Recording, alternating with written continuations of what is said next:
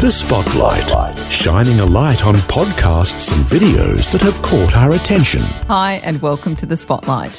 My name is Jen Spiker and today I'm highlighting a recent episode of History Makers with Matt Prater.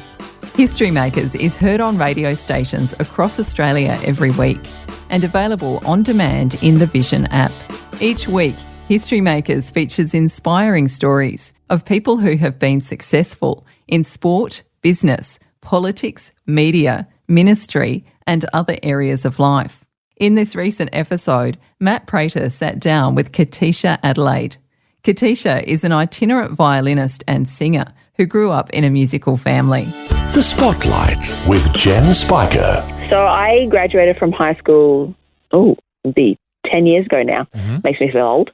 And I actually did a year of Bible college straight out of school. So I moved to Townsville for a year.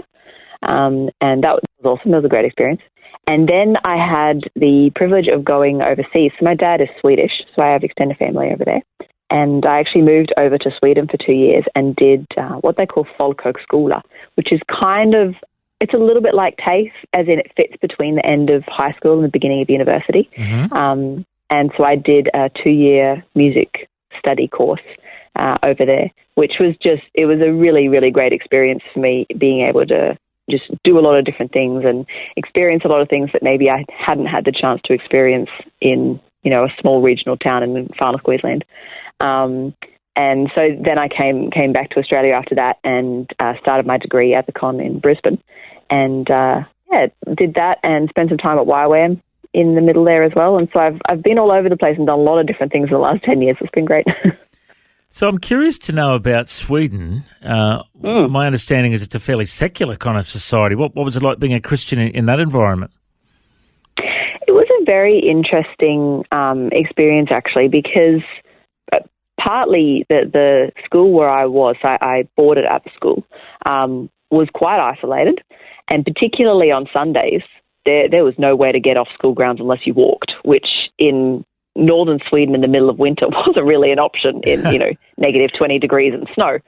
And so I didn't actually have a church family at all while I was over there, because it was, from a purely practical point of view, it was just impossible to get to church on Sunday. And really, really didn't have very many Christian friends either. And so it was a very interesting experience and a very interesting time where I grew a lot in my music, but probably didn't grow a lot in my faith. And was probably one of the reasons that I did end up moving home in the end as well, is because I did struggle a little bit in that kind of environment. Did you meet any Christians over there at all?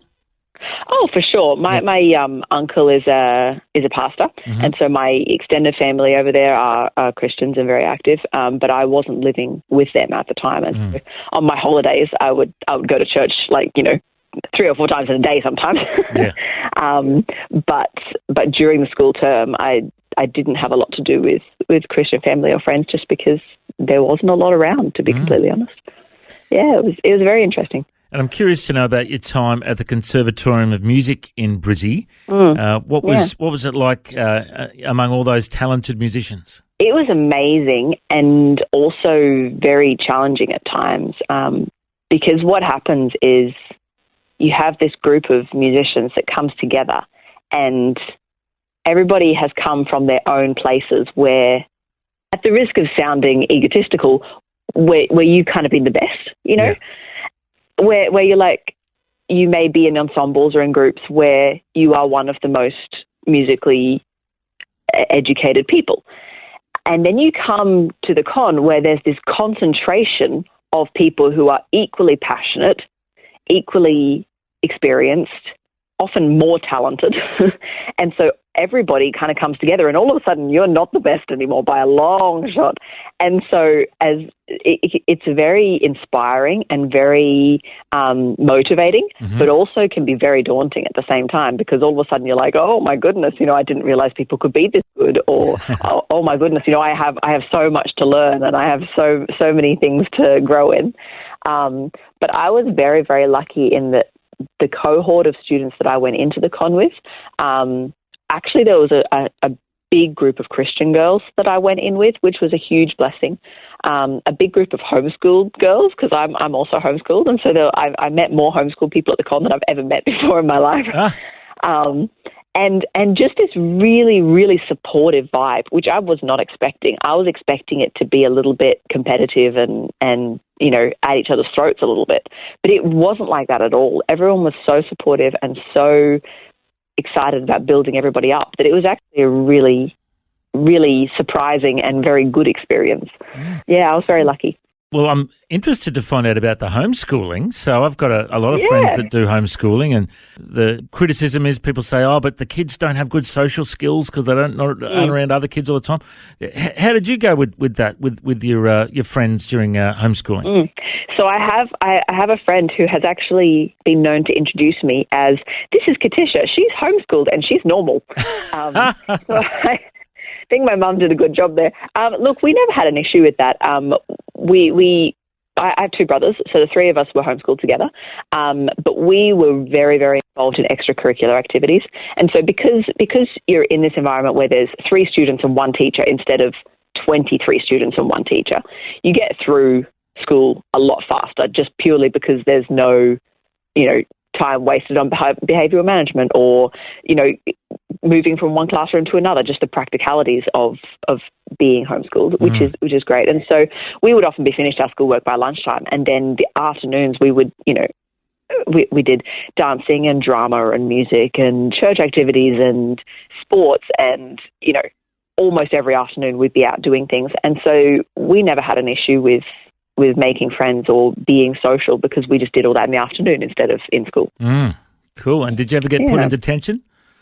I wouldn't say detention, but I've definitely been in trouble. My mother has the patience of a saint.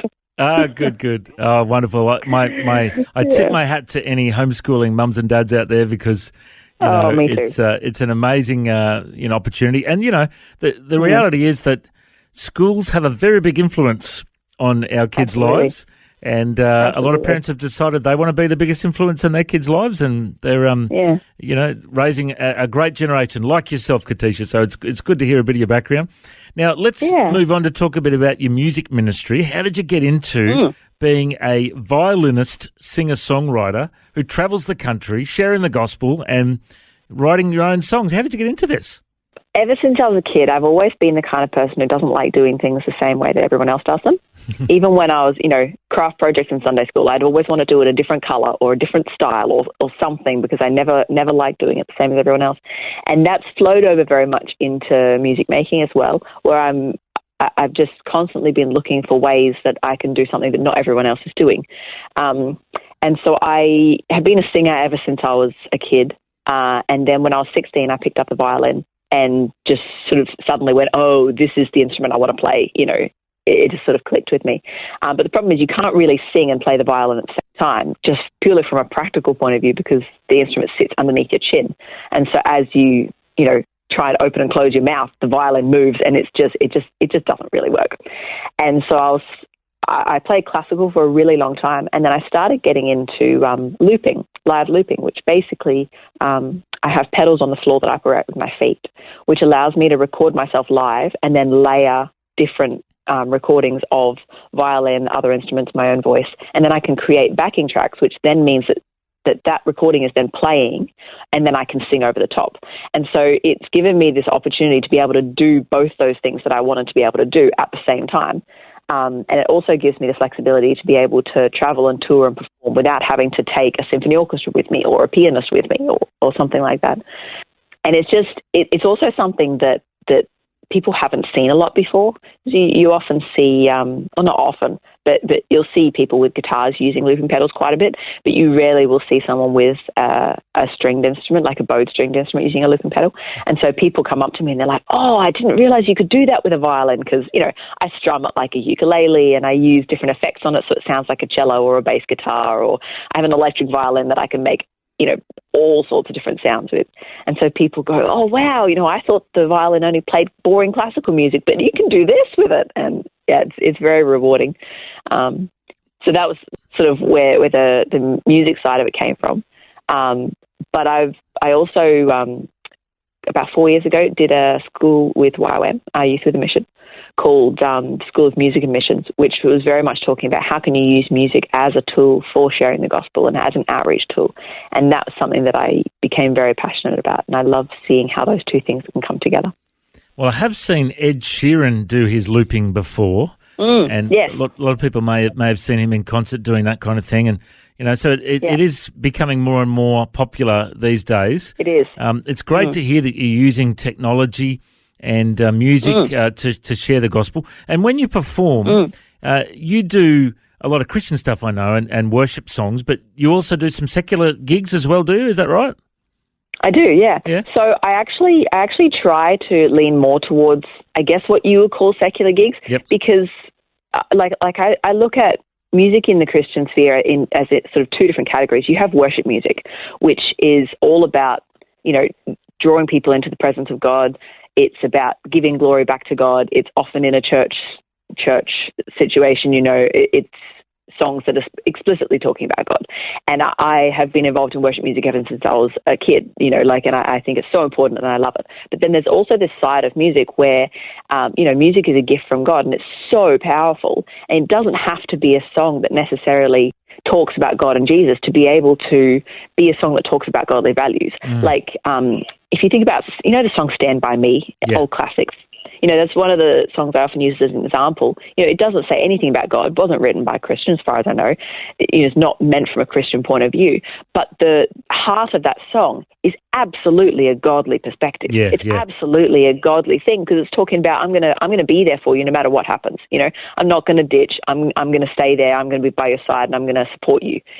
And that is such a godly way of thinking about relationships, and such a godly way of dealing with difficult things. And if I'm going to play a song for someone who, maybe has had a really bad experience with Christianity, or who is skeptical of the gospel, if I get up there and I play a worship song, then the first thing that person's probably going to think is, oh, here's a Bible basher, switch off, and I'm going to have lost them. Whereas if I get up there and I play a really interesting, exciting version of Stand By Me, then that person maybe will think, oh, cool, this is awesome, I'll listen to this.